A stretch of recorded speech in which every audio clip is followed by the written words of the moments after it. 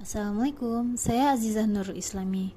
Yuk, kali ini kita bahas bagaimana boikot produk Israel dan Saus Horek ditinjau dari Saduz Zari'ah dan Maqasid Syariah.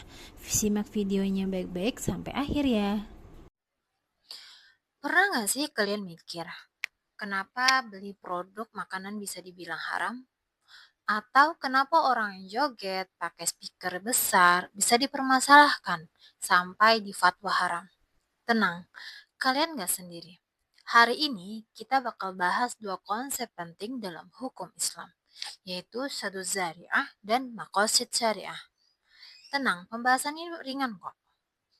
Dalam Islam, sadu zari'ah itu artinya menutup jalan yang mengarah pada kerusakan. Contoh gampangnya seperti ini. Jual anggur itu asalnya itu dihalalkan. Tapi kalau kamu tahu anggur itu bakal dibuat bikin miras, nah jadi dilarang. Karena itu jadi sarana kemaksiatan. Itulah yang kita sebut dengan zari'ah atau sarana dan saddu yang berarti menutup. Itulah adapun makosid syariah adalah tujuan besar dari syariat Islam. Apa saja? Yaitu menjaga agama, jiwa, keturunan, harta, dan akal. Semua hukum Islam dari kecil sampai besar pasti punya tujuan mulia ke arah situ. Nah, sekarang kita masuk ke contoh pertama, yaitu boikot produk yang mendukung Israel. Secara hukum asal, beli coklat, sabun, atau minuman itu pada dasarnya boleh-boleh aja dan halal. Tapi, kalau perusahaan itu menyumbang dana buat serangan ke Palestina, maka pembelian produk itu bisa menjadi haram karena termasuk mendukung kezaliman. Nah, disinilah berlaku hukum sadu zariah. Kita diminta menutup segala jalan agar kita nggak ikut terlibat walaupun nggak langsung. Nah, ini juga selaras dengan maqasid syariah, yaitu apa? Menjaga jiwa manusia, melindungi hak hidup dan menolak kezaliman. Nah, boikot dalam hal ini jadi bentuk ibadah sosial yang cerdas. Kasus yang kedua yaitu haramnya sound horeg. Pernah dengar tentang sound horeg? Tentu.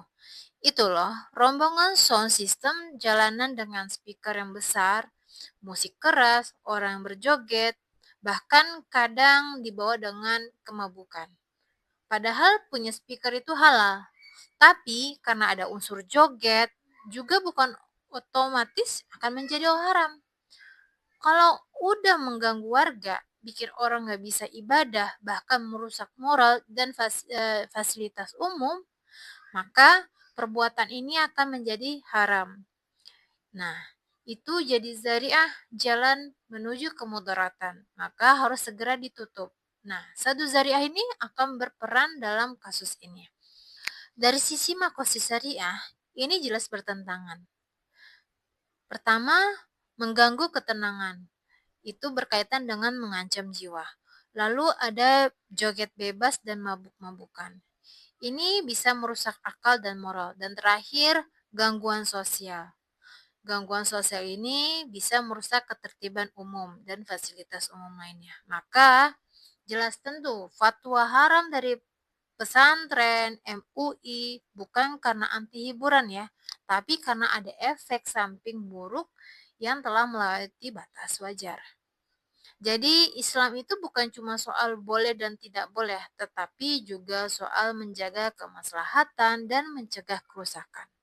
Satu Zariah mengajarkan kita buat selalu berhati-hati, sementara maqasid syariah menunjukkan arah. Apa sih sebenarnya tujuan hidup Islam yang sehat dan damai?